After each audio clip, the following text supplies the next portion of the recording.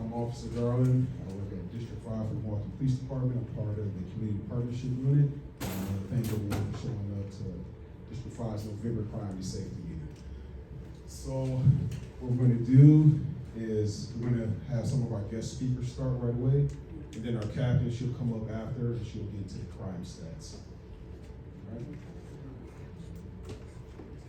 So our first guest speaker is going to be Mr. Brett Rowling. He works for the Milwaukee Public Library. He's a manager here. And then we're going to have ADA Brittany Kachingwe from the District Attorney's Office going to go over some of her stats as well. So I'm going to pass it over to Mr. Brett.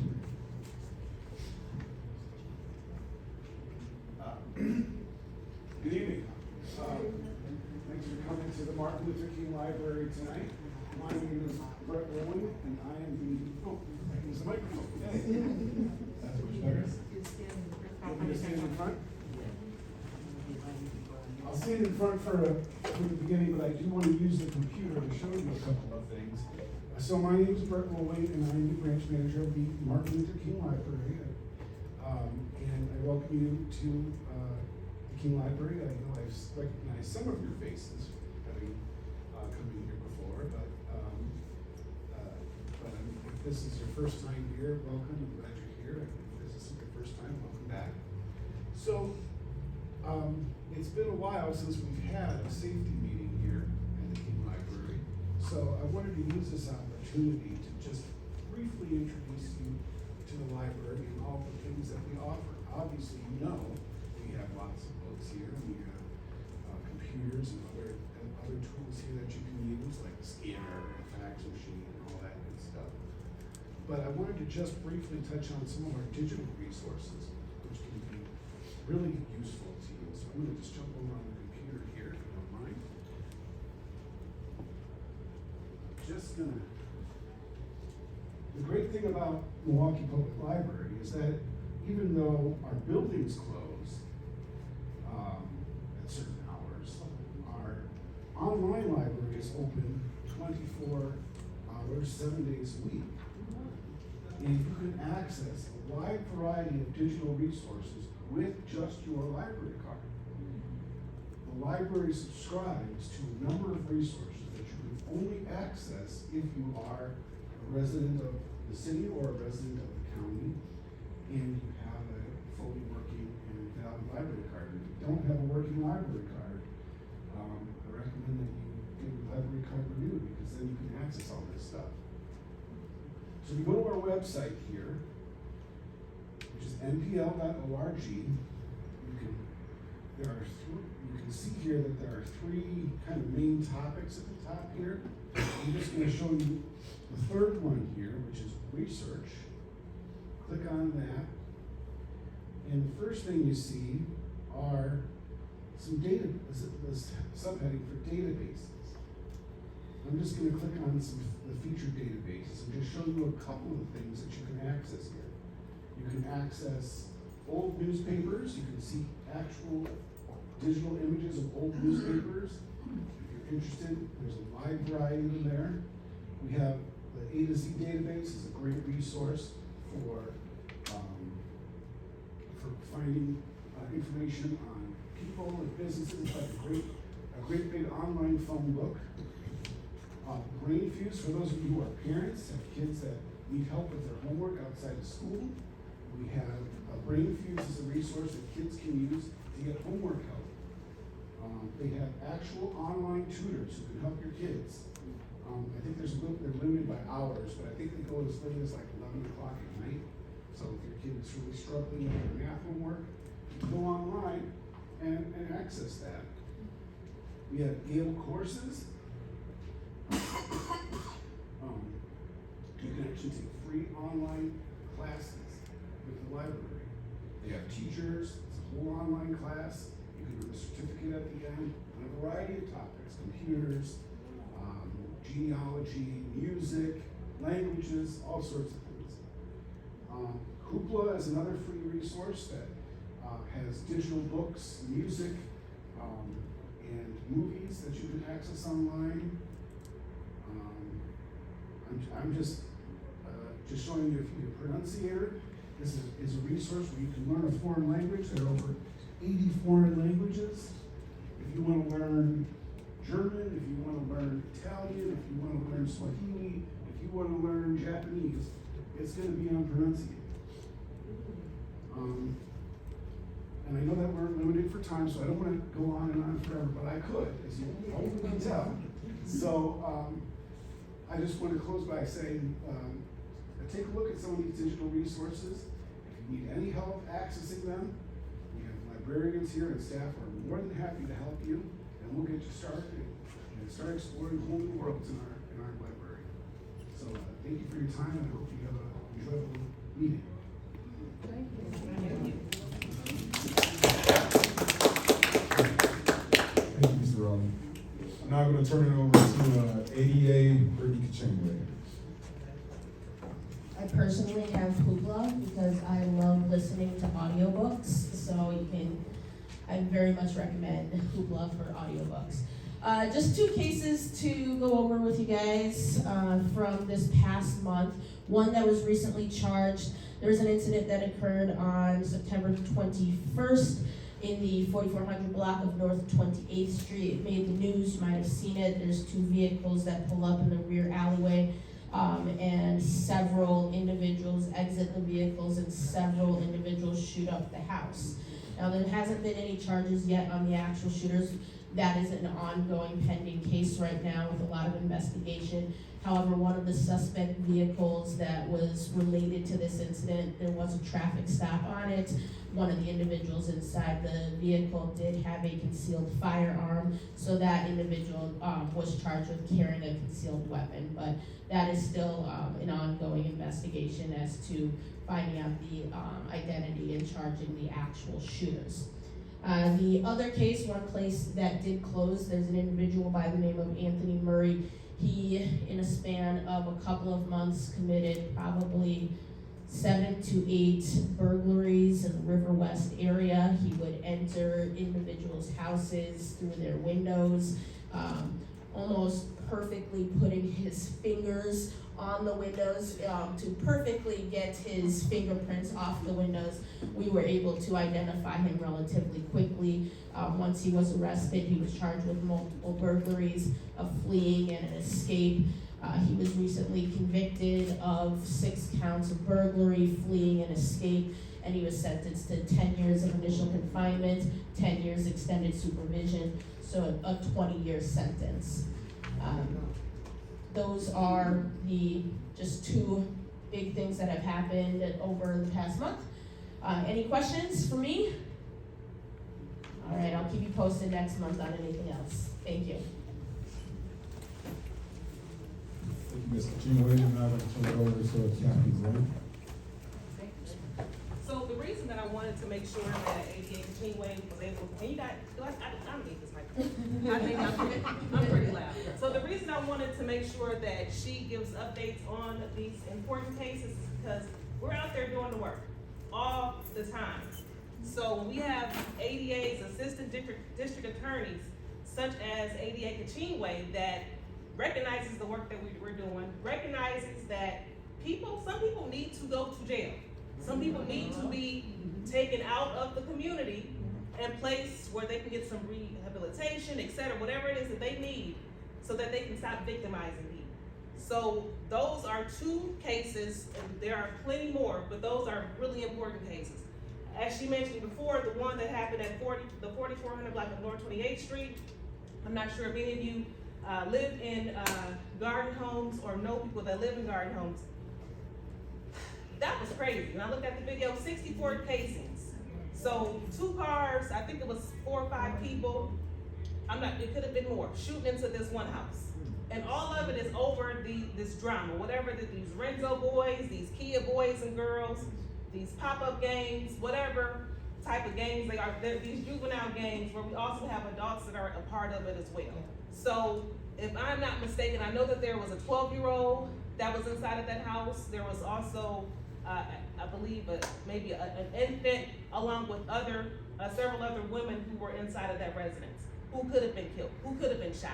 So the things that we're doing, we're out here making arrests, but it's good to have assistant district attorneys that are actually charging the cases. There was one incident that happened on the 4300 block, 4500 block of North 13th Street, where it was four people who were shot by a known person, and it was not processed. We arrested the person, it was not processed. So what does that say to the victims in that incident, right? Like, oh, the police don't care, because nobody talks about the DA. Nobody talks about the other parts of the criminal justice system. It's about the police. But thank God we were able to get that case processed. So we got, so we could get that person off of the street, okay? So the complaints that you guys are putting out there to us, we're listening and we're trying to do the best that we can. But it's not just the police side, we have the ADA, we have the courts. There are different branches of this criminal justice arm, okay, or tree. So, real quick, let's get into our traffic or our crime, and then I'm also gonna talk about our traffic signs. So, if you look on, I know it may be a little dark, but it's gonna be in your slide in your packets. So, this is the frame that I'm gonna be talking about. This is gonna be the year-to-date. So year-to-date today versus year-to-date in 2021. So the comparable. So right now, as it relates to our homicides, we are down, believe that is 6%. So I know that says, okay, so that says 8%, but I believe it's 6%. So 37 people have been killed in District 5 this year compared to 40 last year, okay? And I always, like I like to be honest, we're down, but 37 people who've been killed, that's a lot, right? And what I have noticed, and what we did something Monday here at the library regarding our domestic violence, intimate partner violence as well, because I have seen an increase in domestic violence, period, along with homicides. So if you, like I talked about this before, if you know someone who may be dealing with some type of partner that is abusing them and they don't want to call the police, please call us on their behalf. We can conduct welfare checks. Or if you notice some trends and behaviors or patterns with a person, say for instance, you have a friend, normally she's always out hanging out with you or hanging out with other people, and all of a sudden she has this boyfriend or girlfriend, this partner, who now restricts her time, who doesn't want her to go out and hang out, who isolates her. That is a sign that something could be going on behind closed doors. So we recently had a homicide. It was a wife who was killed on the 20, I believe it was in the Imani neighborhood. She was recently killed by her husband. But that doesn't negate all the other violence issues that we've had as well. So it could also be brother on brother. We had just a couple of days ago, brother shot another brother because he was wanting to fight. So if we could figure out some kind of way to get these guns off the street, which we're trying, but that's just a whole nother issue in itself. But domestic violence is definitely up in our district. Yes, go ahead. How, as an outsider and possibly seeing something like this occur, how am I to navigate that? Am I calling 911 and then being dispatched through somebody, and then I'm getting asked these numerous questions? Well, ma'am, are you speaking? Well, ma'am. You know what? No, because when we went to a District 5 meeting, they said this is what I'm supposed to be doing. So what, as an outsider, something that you can do, because if you don't see the actual fight that's going on, then we're gonna be asking you a lot of questions anyway. But the Sojourn Your Truth House, where you can call that line and call that anonymously. Say, hey, you know what? I have a friend, her name is such and such, her boyfriend or girlfriend's name is such and such. I've noticed some kind of change in her behavior. He doesn't allow her to come out and hang out, and I'm noticing something that is off. So the domestic hotline number, is that the We have the DV number, right? Do we have that available right now? I'll give you that one right now. Okay, so I believe it's, I'll pull it up. It's I don't wanna give out the wrong one.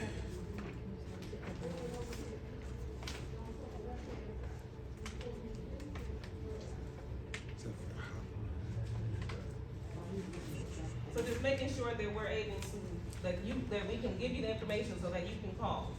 Yes, So yes, ma'am.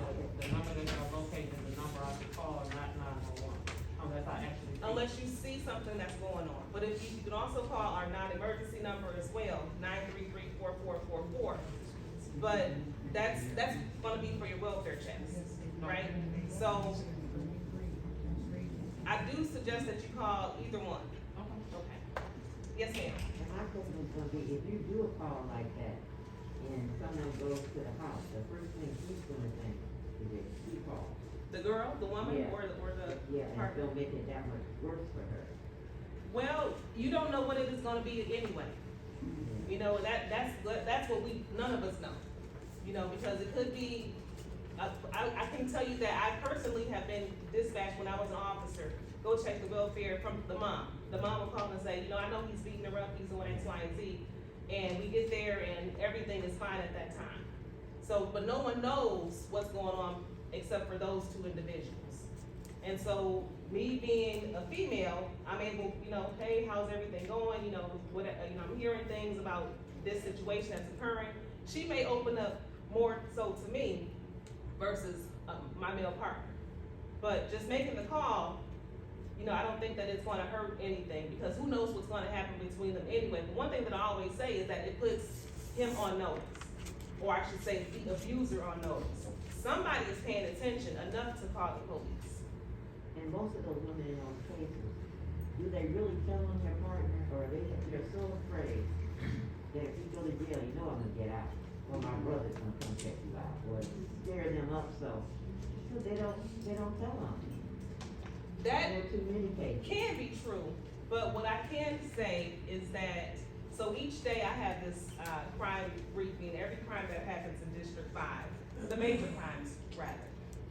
And so, looking through that crime data spreadsheet that I have, or the data that I have, it's a Word document. There are multiple women that call police on their significant other. And also men too, that call the police. Could be a strangulation, he choked, you know, they got into an argument, so he decided to choke her. You know what, I'm calling the police, he gets his, you know, stuff and he leaves. They could possibly get back together again, and unfortunately, he probably does not get that, the treatment that he needs for whatever his anger issues are that causes him to take out his issues on her. But when we are involved, we do make sure that we contact the Sojourner Truth House, so that they can provide resources if she's willing to give her information up to them. But I do recommend that you call us, or, you know, that we're called. Yes, go ahead. Yeah, the number for the domestic violence 24-hour line is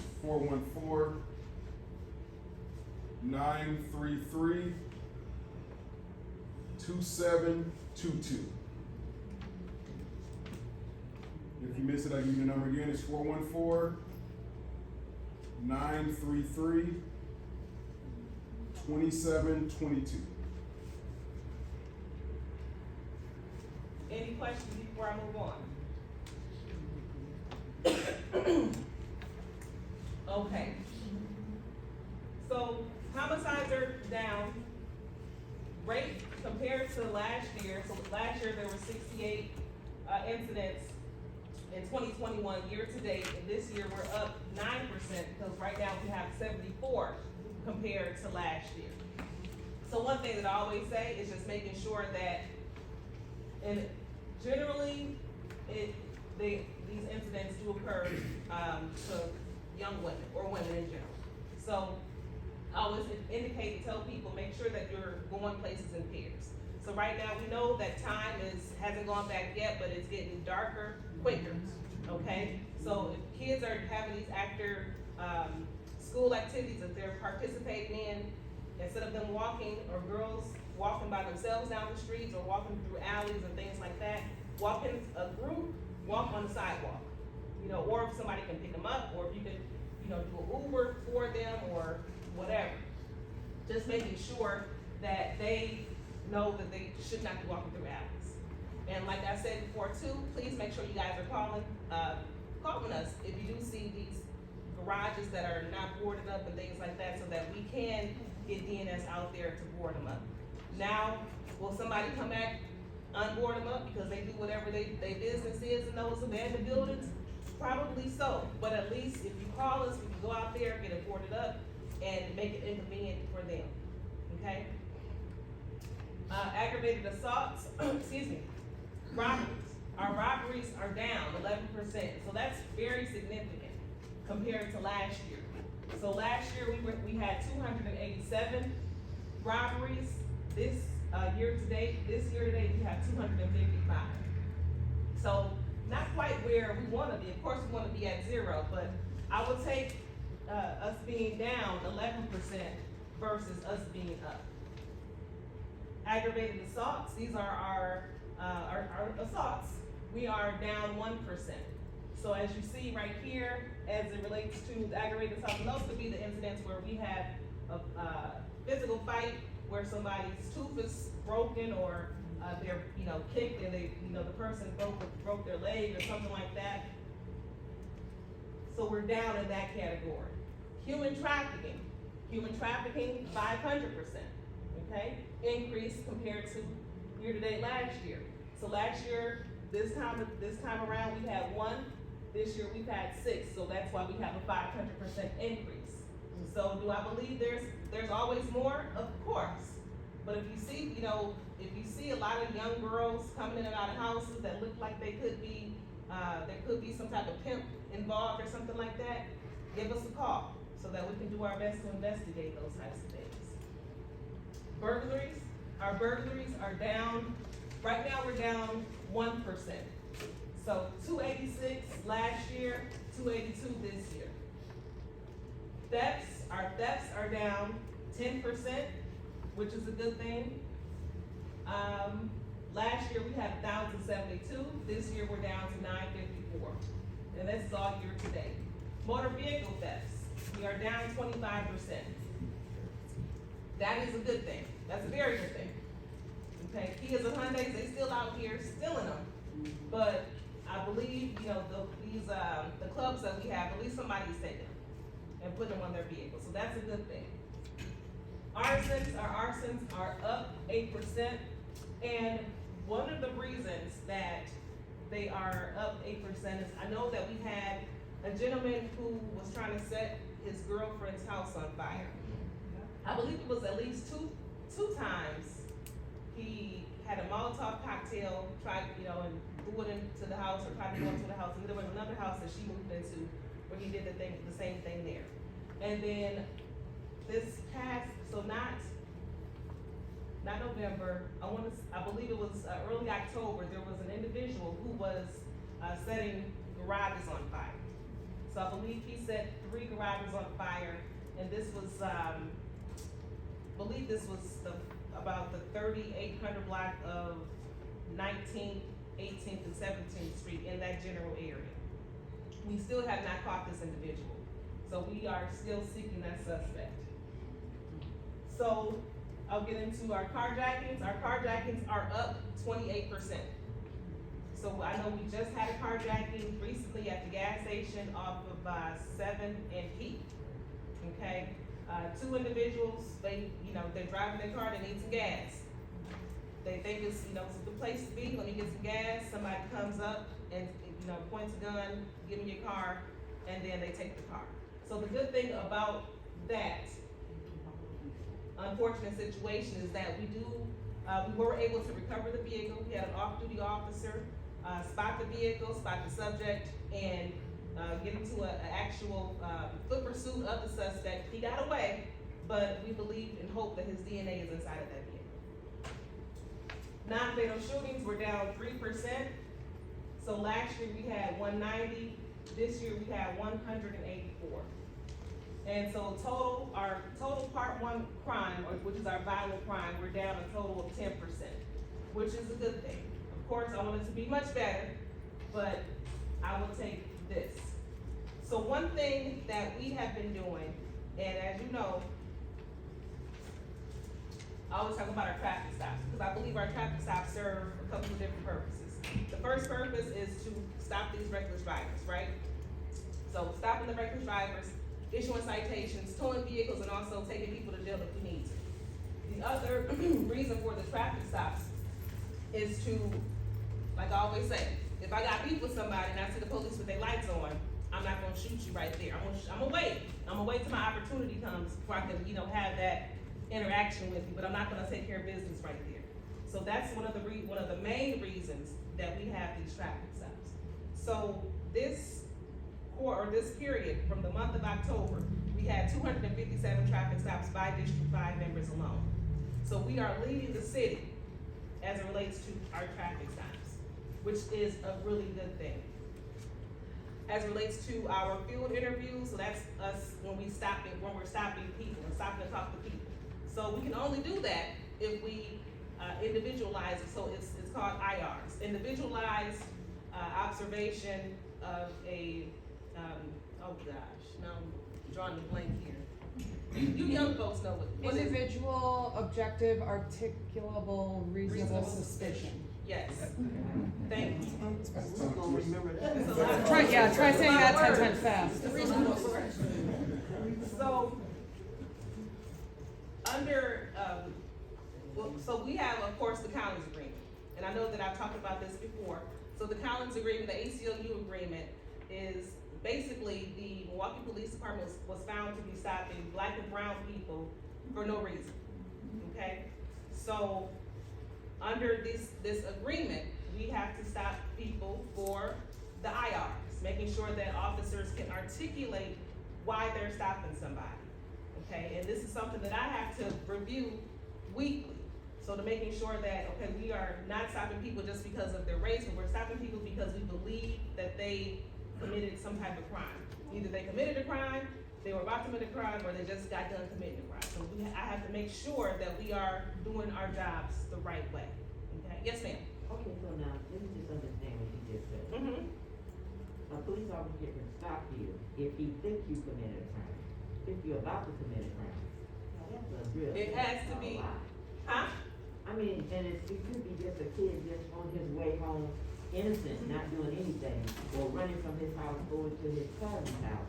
And he's running that short distance. You're looking for somebody that's running, doing something. Wow. No, nope, that's how it used to be. This, you have to be able to articulate. What crime was this person, what crime did you think this person was about to commit? Was it an armed robbery?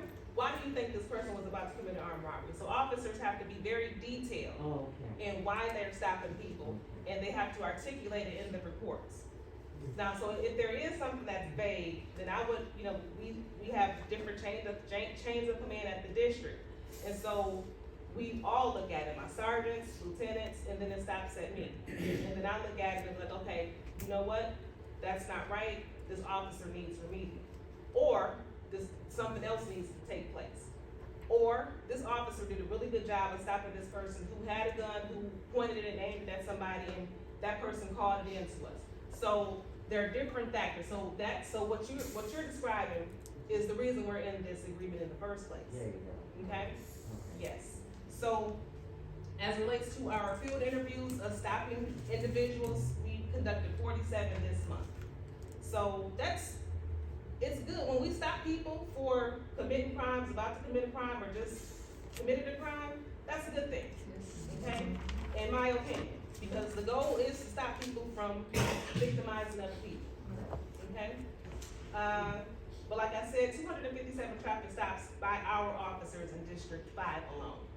And so you'll see those different traffic cars, different locations, and then also you'll see it's about to get cold out now, so the bicycle officers, they'll be out there as long as they can be out there, but when the snow hits, for sure, they'll be, back in the squad cars. Okay, so we can go through a couple of the slides real quick. So this is the aggravated assaults. So aggravated assaults, this can happen anywhere. This, unfortunately, well, let me say this. I would rather someone fight than someone pick up a gun and shoot, okay? So, unfortunately, with the aggravated assaults, those are more serious than the regular, the basic battery where, there was just, person punched somebody, but this time somebody broke a tooth. Okay, go to the next one. Okay, so shots fired costs $130 for the whole District 5. We have a shots fired on here too? No, we do not have the shots fired. Okay, and you all know what the shots fired is, right? Okay, alright, so, good, so, We can make sure I have that. okay, oh no, that's fine. Okay, we go to the next one, alright, so our robberies, so this is for the month of October. So we've had 4 really in that Harambe neighborhood, in that Harambe area where we had like a cluster of incidents that took place there. So of course, if you do see something, we know that it's about to become holiday season, right? People are out here on the prowl because they know that, okay, well, sister so-and-so, she going shopping for her grandkids. I know that she's gonna have some stuff in her car, or I know she's gonna have her purse or whatever. So just making sure that you're on the lookout. Yes, ma'am. Can we go back to the shots fired? Mm-hmm. Okay, now, right here in Amani, cause this appears to be extremely low in Amani. Mhm. We're forever hearing the shots being fired. Some of them are even sounding like they're coming from a machine gun. Mm-hmm. So because I'm not calling it in, it's not tracked? Yes, now it will be on the shots fired slide. Yeah, so the shots fired, those are when the people call. Mm-hmm. So if I'm sorry. Go ahead, that's fine. So if I call, I can give an approximate of where I think it's coming from, where it sounds like it's coming from to me, Mm-hmm. that will be tracked when we come back next month for this meeting. For the shots fired or the shots fired? So the shots fired. Fired. So yeah, so if you call, okay, I just heard 4 shots fired off of 24 from Burleigh, and y'all send the squad. So that would be on here. So, and what we noticed is, and I get it, sometimes you hear so many shots fired, you just like, you know what, I'm not gonna even call the police, I ain't gonna even waste it. And I know the talk, okay, like they ain't gonna find nothing anyway, and that might not be true. But, so shots fired will generally picks up more than the shots fired call, because some people just don't call the police because they're immune to it. Right. But what I always say is get down first, and when it's safe to get up, and if you do see something, call us. And if you do have some kind of description, please give it to us so that we can make that stop. Okay. Because, and one thing I will also add too is that, so the shots fired, it'll pick up 8 bullets, or 8 shots fired off the 24th from Burleigh. And that's it. It could be 4 or 5 different cars that are in that area, or 4 or 5 different people in that area. And based off of IRs, we just can't stop them just because they in the area. So there has to be more information. So if you say, okay, well, I see, a red car that, and a person just got done shooting in the air, we can stop that car based off of what you gave us. So it just makes it easier for us. Even if you don't necessarily see something or are able to articulate, okay, this person was in this car, they look like this, but you hear the gunshots in your area, still call it in. With that information, it develops a CAD report to say, yes, this individual has reported that there are X amount of gunshots in this area. In one of my sentencings that I did last month, where an individual shot a bunch of times at his ex-wife, I was able to articulate at sentencing that in the span of 6 months, there had been 70 plus calls for shootings in the area of Palmer and Chambers. So it's helpful for the judges to know that even though you might not be the individual target of a shooting, you are still being victimized as a community member for the amount of shots that are happening in that area. So I do encourage a call so that way we can have those CAD reports developed, because because at the end of the day, you might not see something actually happen there, but that doesn't mean that nothing is happening in general. It is very helpful information for us to have and to educate the judges about the trauma that these gunshots are inflicting on the community. Any other questions? Okay, so robberies, motor vehicle thefts? Okay. So, I went to a conference in Dallas, and it was about policing, right? So Dallas was able to reduce a lot of their crime, I believe, by their violent crime by 10% by hotspot policing, which is something that I'm going to try to implement in District 5, okay? So, while at that conference, I also met one of the deputy chiefs, in Memphis. And in Memphis is just like Milwaukee as it relates to violent crime and things like that. So when he gave his speech and everything, he said some things, okay? First thing he said was, one of the drivers for their violent crime, their homicides, non-fatal shootings, stolen vehicles. What kind of stolen vehicles? Kias and Hyundais. And I was like, okay, well, it sounds just like Milwaukee. Whoa. Okay, the next thing he said, another driver for their violent crime in Memphis was also, thefts from vehicles. Okay, sounds like Milwaukee as well. What was being stolen? Guns. Exactly. And then the third, burglaries. What was being stolen? Guns. So yes. So we are not alone as it relates to the issues. A lot of this stuff is nationwide. I know that Milwaukee, in my opinion, was the first for the Kias and the Hyundais. And with that YouTube video, that documentary, other people are starting to pick it up in other cities as well.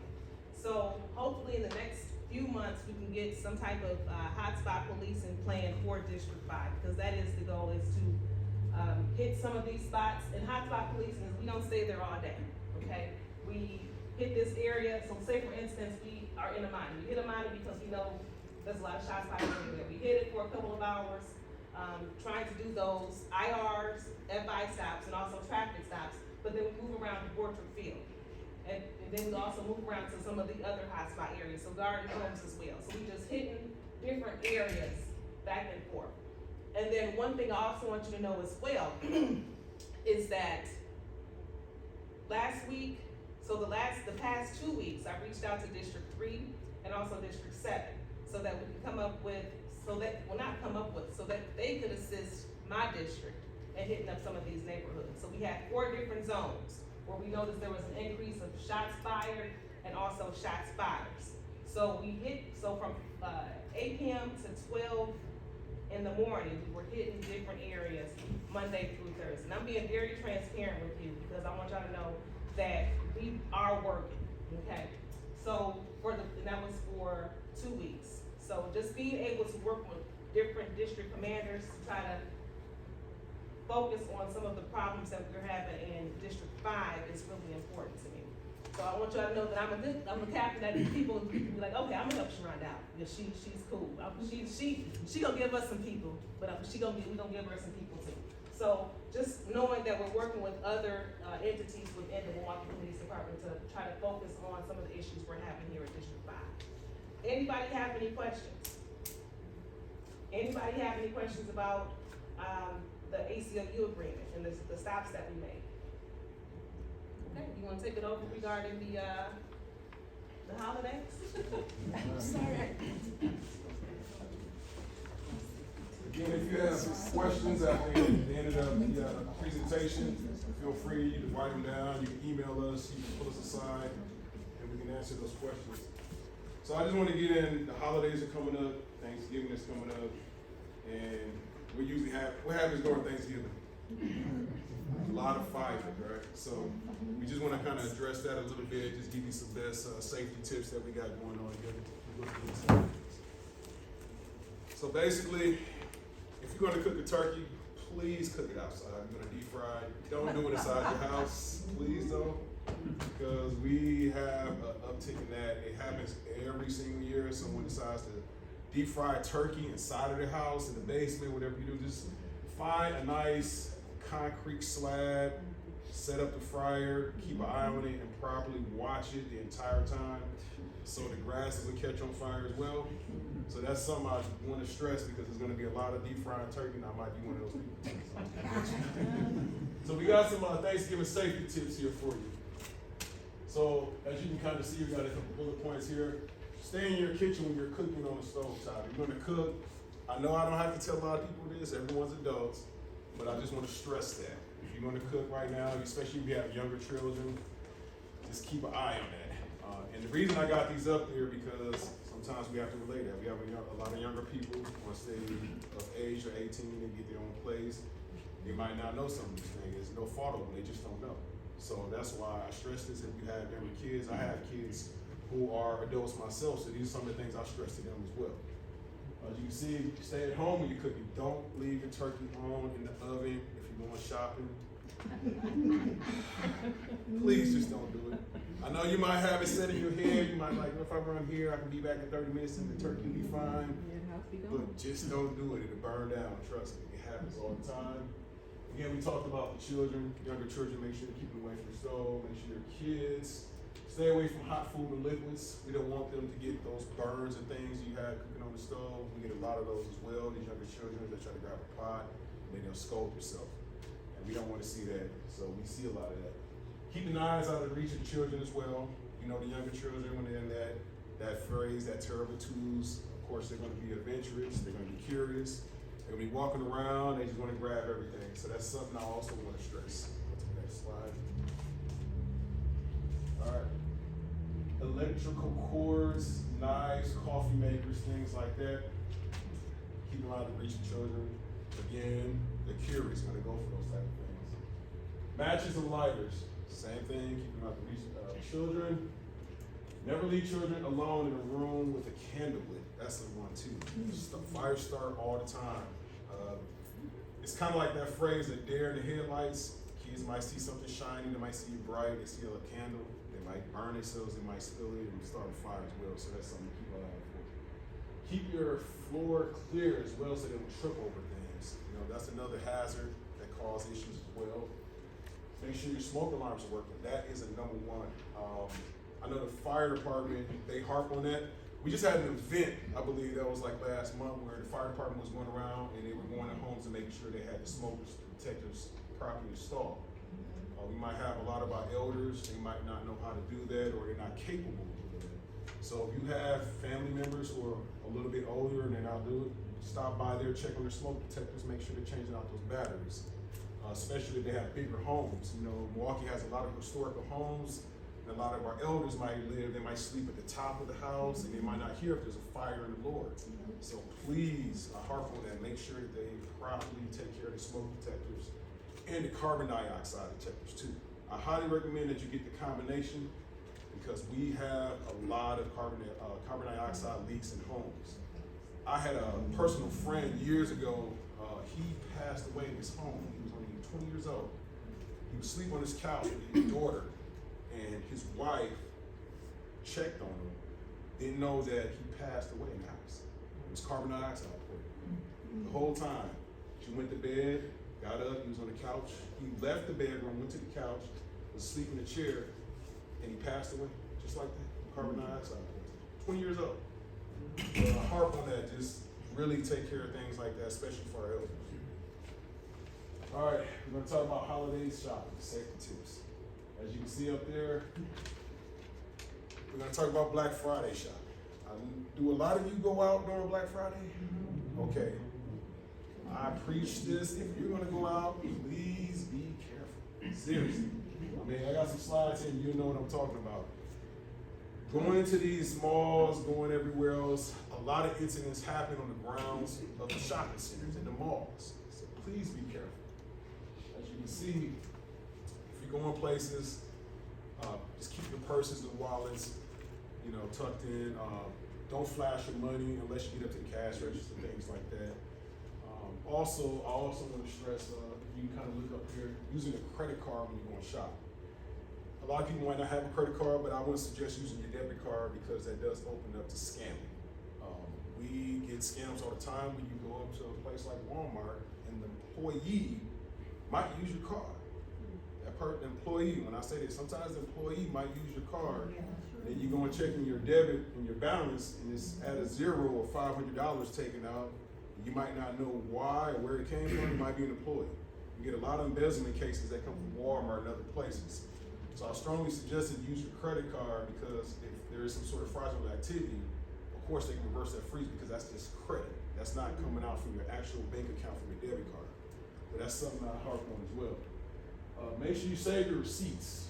Something that I personally do with receipts, when I buy things, I actually scan it in into a thumb drive and I make sure it's print. I keep copies of my the social security numbers. I keep copies of makes and models. So if you have to file an insurance claim, it's very important to have those things. Keep them on somewhere that's safe. Put it inside of a safe. Get a memory bank. You can get one of those memory drives. It might cost like $100. So that's something I really harp on, especially during the holidays when you're buying some of the electronics, TVs and things like that. Make a copy of your receipts, scan it in, keep the original copies, and keep a digital copy as well. Also, if you're moving large items, don't try to move them by yourself. You don't want to injure yourself. A lot of men, we kind of might be a little prideful. Not just gonna say men, women too. They can think they can handle that 60-inch TV on their own. Don't do it. Get some help. If you have to, even have the delivery people bring it to your house. And that also goes into the next thing. I repeat, do not, if you buy a TV, don't set out that big, large box and container out on the side next to the garbage, because that is gonna be a clear beacon for people that are trying to break in your house. Everyone pretty much has a set day for garbage pickup and recycle pickup. Just throw it out that same day that your garbage goes down. Yes. And if you decide to get rid of the box, this is what I do. I usually shred up a lot of the cardboards. I'll put it in a bag and then I'll put it in the recycling bins. If you're shopping with children, select different locations and don't, keep an eye on the children. We get a lot of that too, even in our districts where, everyone who have a younger child, you turn your head for 1 second, they might just run off. They're curious. So always just keep an eye on you, especially when you're shopping, go to select location, keep an eye on that as well. Go to the next slide, please. All right, we're gonna talk about how you can be safe in your car. Same here, a lot of issues with you shopping and storing all your items in your vehicle. Just be very careful about that as well. If you're gonna go to one place, try to go from one shopping center, go straight home and put up those items. So that's something that I harp on as well. So these are some of the tips we have here. If you go into a place and you're shopping, I know you might be rushing. Don't rush and get in an accident trying to rush and get to that parking spot. Just take your time. You might have a lot of aggressive people out there. It's not worth fighting over a parking spot. Park your vehicle in well-lit areas if you're doing late night shopping. Somewhere you might even have be visible for a camera. Again, we talked about that. Don't leave any valuables in your car. Make sure you lock your vehicle. Double check it. Double check your vehicles and make sure you actually lock them. Especially if you have the remote chips, sometimes we might forget about it. I've done it too. I'll tell you, I've done it myself. So make sure you double check it and make sure you lock your vehicles. Make a mental note of where you park your vehicle. If you go to a mall, I've done it too. You might be like, man, where did I park my car? You had a long day, you haven't got a lot of sleep. You might forget where you park your car. Now you kind of just walking around trying to figure out where it is. We're all humans, we make mistakes. So just make a mental note. They usually have these little markers in the rows, and you can say it usually has like numbers or letters on there, so make a mental note of that. I did that at the district a couple days ago. And we don't even have a big lot. It happens. It happens. Have your keys in hand when you're walking back to your vehicle. That is another thing. Be aware of your surroundings too. If you're going in your vehicle, just have them ready in case you have to flee from someone to get to your vehicle so you have your key in hand. I hope that never happens. I hope nothing happens to someone during the holidays when they're getting robbed, but it is reality in our city, unfortunately. A lot of people are robbing people at gunpoint, taking their vehicles during the holiday season. So I also say just please be aware of your surroundings. Make sure you're not walking and talking on your phones. If you are going to be on your phones, just make sure you do that somewhere where it's well lit and there's a lot of people around. It's just not worth that last conversation or something that might go on. Look around again. Put this on there, you never know. Look around and under your vehicle before approaching it. The reason why we got that on there, lately people have been putting like tracking tags, Apple tags on your vehicle that track you to your home. That is something that's happening right now. So just be aware of that. These little tags are very small. You can put them anywhere. So that's something you might want to keep keep an eye out for it as well. You know, it's kind of looking around your car, make sure they don't have any identifiers. I know a lot of people, there have been studies where people might throw something odd on your vehicles and so you can track to it, and then they might approach you and try to rob you at that point. You know, put an item on there that's visible, and you might go to that item and you might look like, what is this? And as soon as you do, they might try to rob you or harm you. All right, making sure. So we already talked about Black Friday. Again, if you're going out shopping, just be careful because a lot of things do happen. A lot of fights, things of that nature. I say do a lot of your shopping online if you can. It's very helpful. Again, if you're gonna have packages coming to your home as well, make sure you put like some little notes in that order stating like, hey, put your package in the rear of your house, or hide it somewhere in the bushes, or send it to your neighbor's house if you're not gonna be there, or even set it up to where you got to sign for your package. There are a lot of, we get that all the time in District 5, a lot of thefts over River West, Harambe, Amani. I mean, it happens everywhere. So that's something that we get a lot of complaints about that. Let's get to retailers. A lot of scams are going on right now. A lot of scams. Craigslist, Cash App. There's a lot of scams going around, so I'll say stick to the major retailers right now. You know, if you know someone who has a personal business, again, use your credit card when you make these purchases. If you get some sort of email or link from some business that's advertising, be very careful when you open up those links. They'll open up to like spam and malware and things like that, and viruses. And then those people, those individuals, it might not even be in this country. It might be somewhere else. I mean, actually, I was just talking to someone where they were attempting to purchase a house on Craigslist, and they sent them, I believe it was like $2,000. And then they got scammed out of their money because the person told them they were out of state, and then they never give them the key. And again, they never got that key, so they just got scammed for $2,000. So keep an eye out for that. Right now, a lot of internet crimes is really big, and that's how they get all their information. Again, we talked about the debit cards. Refrain from using public Wi-Fi. They can access your information there too as well. I know there's a lot of places where you can get free Wi-Fi, but a lot of activity and scams, they can grab your information off. They can actually log in. Once you log in, they'll set up a fake hotspot. Once you log in, they might have some sort of virus set up that gathers your information and you won't even know until it's too late. Make sure when you log into websites, things of that nature, make sure you have an actual legit website. Sometimes when you look at those websites, you can kind of tell the numbers will be off. It might not be consistent. Do your research on it. Make sure it's authentic company. Make sure it's actually real. A lot of those scammers, you can kind of tell because they might be off a little bit. You might have weird signs and symbols. The spelling will be off a little bit, be incorrect, so that's a sure sign that it's a fake website as well. So we touched on a little bit about the nuisance properties.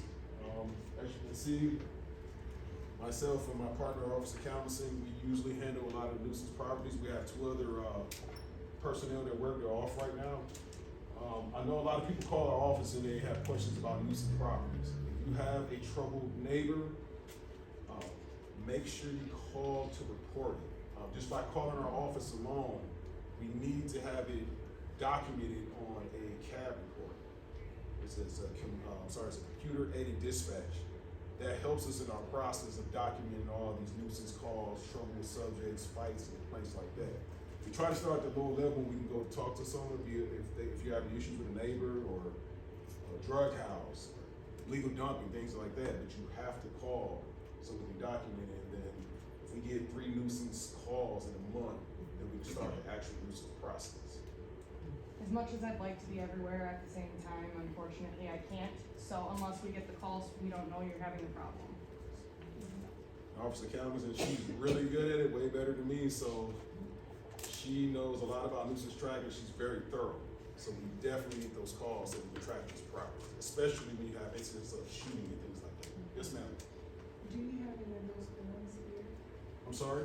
Do you have any of the forms that you keep track of the nuisance calls? So when it comes to You mean like the actual forms, like standing complaint forms and things like that? Yes, we have standing complaint forms on the table. We're actually gonna get into that next. But we don't have so right now, we just got an overview of some of the properties we have here right now. We don't have the full list to show, but we do have just a general, numbers here. Like right now, we have 16 total properties in the billing status. For billing, anytime we come out to that property for a call, and it's a nuisance call, then we get billed for every police officer that's on scene. And for how long they're on scene. Correct. Some of these bills can range from $30 all the way into the thousands of dollars.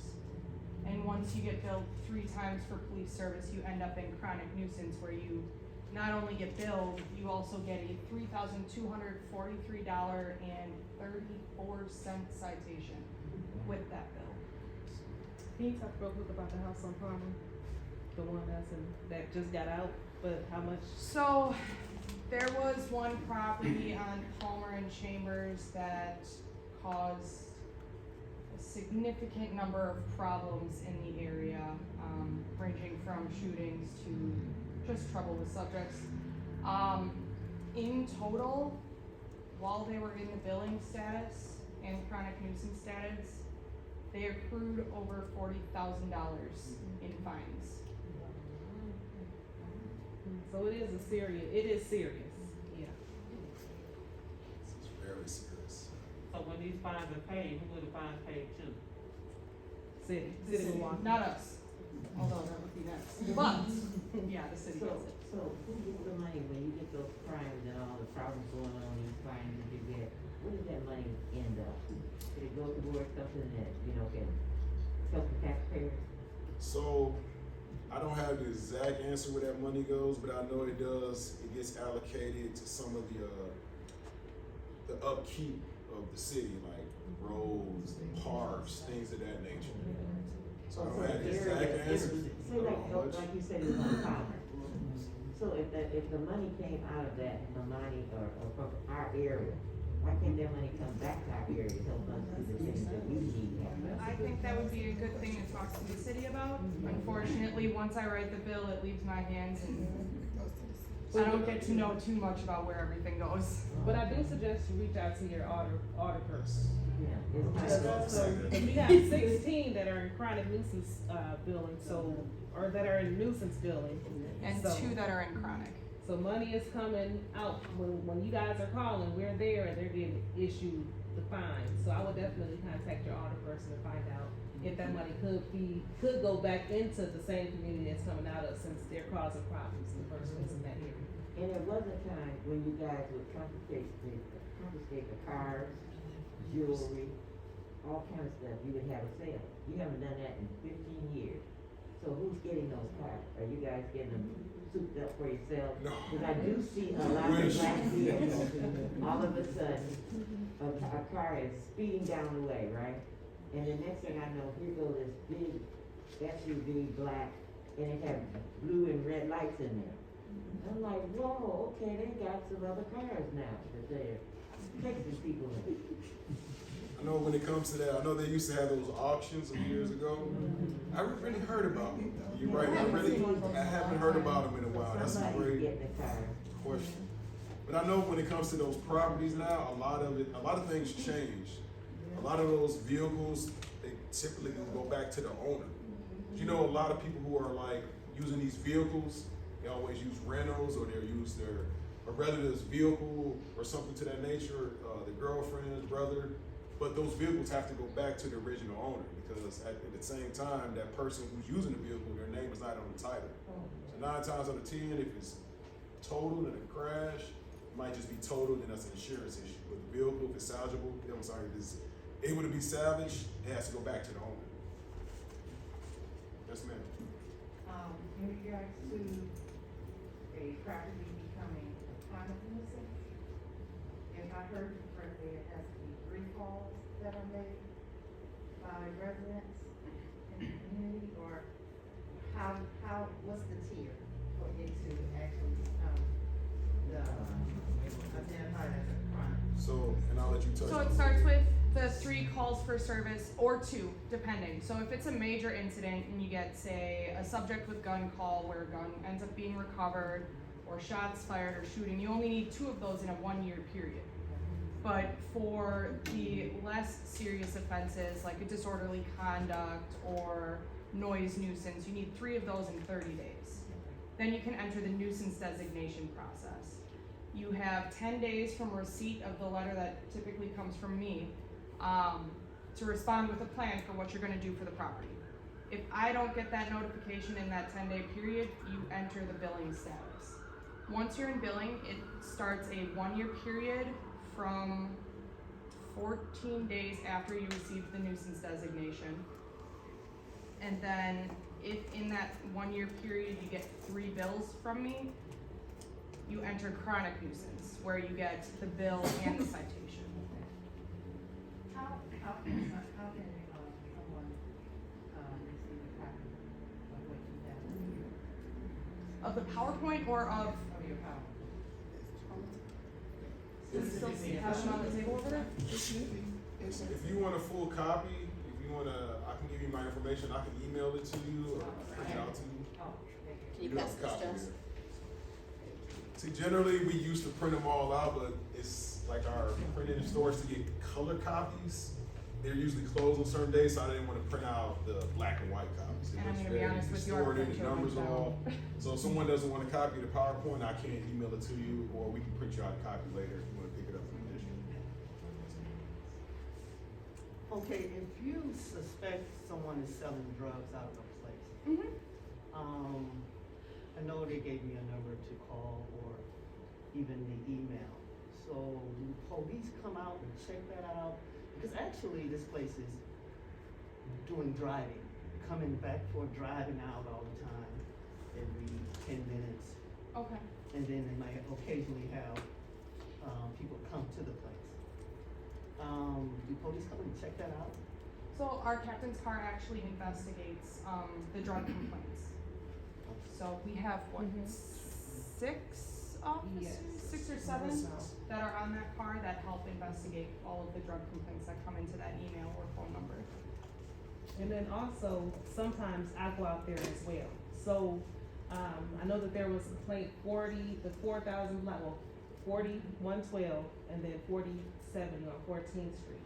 So I sat out there for about 30 minutes and I did see somebody, they were waiting on something, I could tell, they waiting on somebody. Nobody ever came from those locations to make the transaction. This person drove down the block, cause I followed him, drove somewhere else to make the transaction.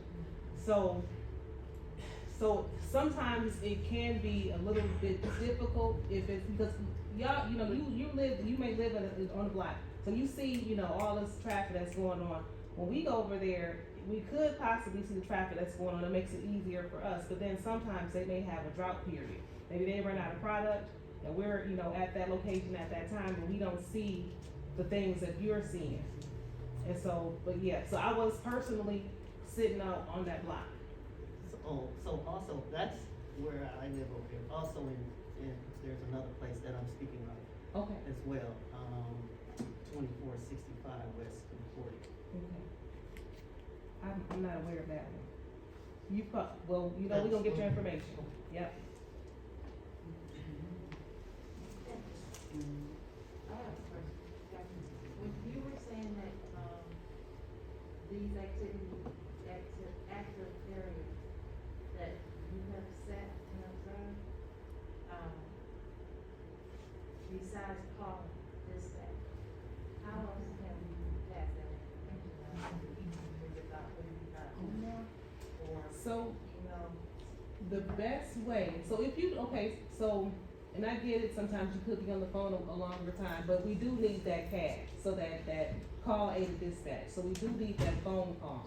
But what you can also do, you can follow up with the CPU and say, I called on this date, this time about this house. And so it doesn't serve as a double call, it just it'll let us know, or not us, but it will let them know that a call was made to this house about, the drug activity, et cetera, and so that information can be transferred to our captain's car, which is the drug, one of our drug cars. You And can also, they're tracking from the call as well and follow up. yes, and you can always call anonymous as well. If you feel that you're afraid or there's gonna be some sort of retaliation, you can request to have your information withheld and still place that call. You can also email me too, and I'll usually take that information and I'll relay it over to the captain's car. And just because you don't see them out there, they're there. They are there, trust me. They're usually watching from a distance and they are watching these houses. And the cases do take a while to get built up before they can execute a search warrant or make an arrest. It just takes time, but they are out there. And as you can see, we have had a significant increase in the amount of properties that we track. We went from 96 total last year to 158. We still have 2 months left in the year. So we are getting the complaints. We are following up with the complaints about these properties. It does take time, unfortunately, but it does get there.